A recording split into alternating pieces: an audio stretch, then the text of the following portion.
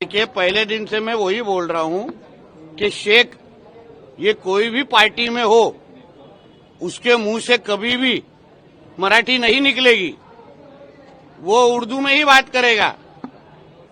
तो फिर हम सिर्फ गरीब हिंदुओं को क्यों मार रहे हैं? फिर आज वो एमएनएस पार्टी में रहने के बावजूद अगर उसके मुंह से अगर मराठी निकलती नहीं रहेगी तो फिर उसका वीडियो कब बाहर निकलेगा? कब हमको देखने मिलेगा? क्या फिर सिर्फ गरीब हिंदुओं को ऊपर ही ये सब हाथ उठा के दादागिरी की जाती है? निशिकांत दुबे के स्टेटमेंट को आप किस तरह से देखते हैं? क्या वो बैकफुट पे? वापिस बोल रहा हूं, कोई भी हमारे इस हिंदू राष्ट्र को तोड़ने का जो कोई कार्यक्रम चालू है, भाषा में वाद लगा के उसमें कोई भी उनको प्रोत्साहन नहीं देना चाहिए। फिर उत्तर भारतीय हो, बिहारी हो, महाराष्ट्र हो, कोई भी हो, हम सब हिंदू है पहले, और उसके बाद ये सब जाति और ये सब गिना जाता है, भाषा गिना जाता है।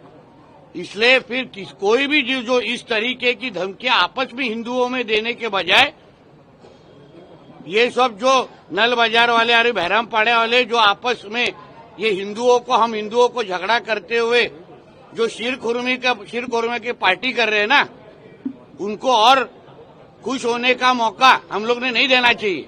बघा, हाच तो मुद्दा आम्ही पहिल्या दिवसापासून मी तेव्हा मांडला।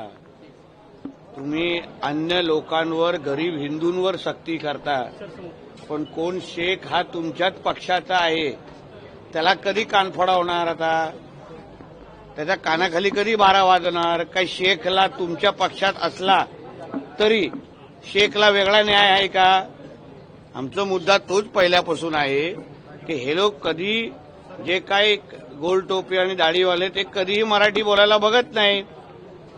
मग न्याय फक्त गरीब हिंदूंनाच कशाला लागतोय? मग त्यांनाच कशाला कान फोडावे लागतंय?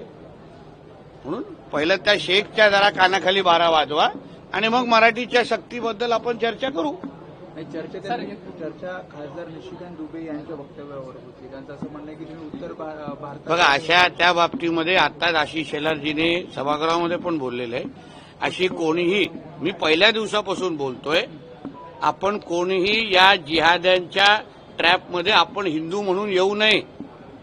यांची हीच इच्छा आहे की हिंदूमध्ये भांडणं लागावीत, आपसात आम्ही भांडावं आणि मग ह्या लोकांना मोकळं रान मिळेल त्या निमित्ताने। हेच तर या जिहादी लोकांची इच्छा आहे, हेच तर हिंदू राष्ट्राला तोडण्याची मनसुबे आहेत।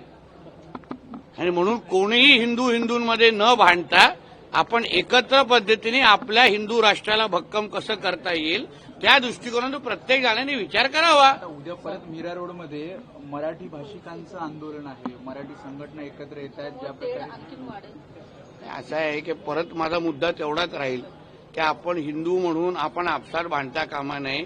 हे जिहाद्यांच्या पोटात गुडगुड्या होत असतील ते लोक मोहम्मद अली रोड, बहरामपाडा, तिथे सगळे शीरखोरम्याच्या पार्ट्या चालू झालेल्या आहेत, कारण का पोटात गुदगुद्या होत आहेत की हिंदू भांडतायत आपसामध्ये आणि हे लोक एकत्र मिळून शुक्रवारी ढुंगणं उपरती करतायत।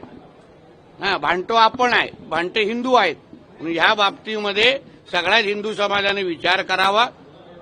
आपण उगाच इस्लाम राष्ट्राला वाढवण्यासाठी आपण खतपाणी टाकू नये, एवढी विनंती मी सगळ्याच समस्त हिंदू समाजाला करेन।